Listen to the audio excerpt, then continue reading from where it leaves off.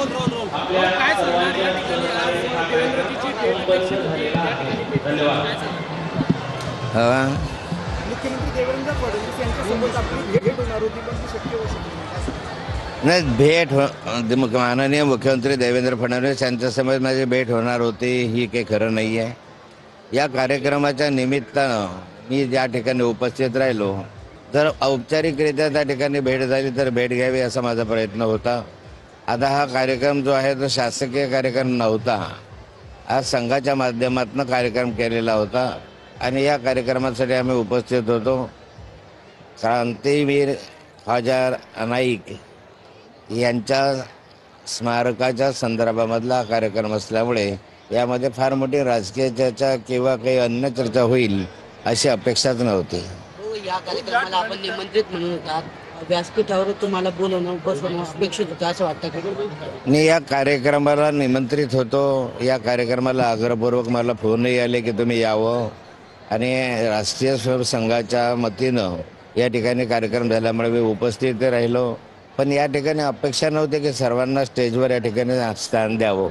या ठिकाणी मोजक्याच लोकांना स्टेजवर त्या ठिकाणी स्थान देण्यात आलं आणि सर्व बाकीचे आमदार जे आहेत याच्यातले किंवा मान्यवर आहे त्यांना समोर VIP याच्यामध्ये बसवण्यात आलं.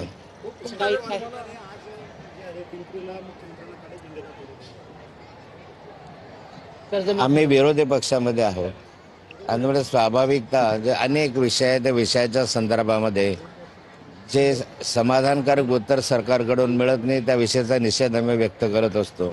आज कर्जमुक्तीची घोषणा माननीय मुख्यमंत्र्यांनी निवडणुकीच्या कालखंडात केली.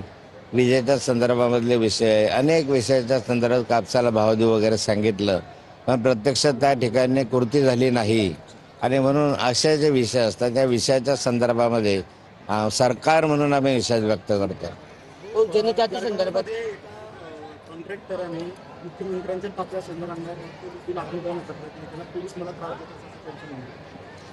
नाही, पोलीस मला त्रास देतो की मला माहिती नाही, पण या राज्यामध्ये गेल्या 2 वर्षापासून कॉन्ट्रॅक्टरांचं हजारो कोटी रुपये देणं बाकी आहे. हे राज्य दिवाळखोरीमध्ये आहे. या राज्याकडे विकासासाठी पैसा नाही, नुसते घोषणा करतात आणि घोषणा करत असताना प्रत्यक्ष जे कामं झालेले आहेत कॉन्ट्रॅक्टरचे त्यांचा बाकी पैसा सरकारला देता आला नाही आणि मग या संदर्भामध्ये असे कॉन्ट्रॅक्टर रस्त्यावर आता यायला लागलेले आहेत.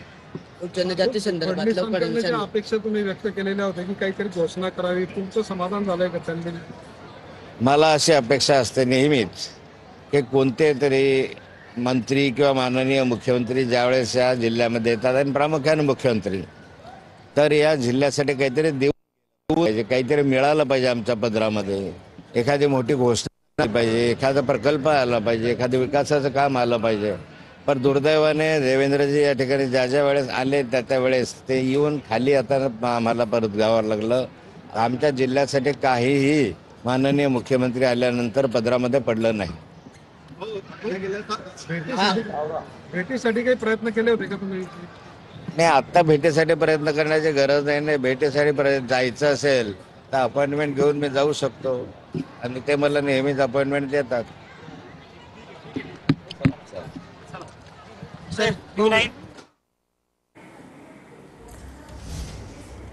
फडणवीसांच्या कार्यक्रमाला एकनाथ खडसेंची उपस्थिती होती, मात्र एकनाथ खडसे हे स्टेजवर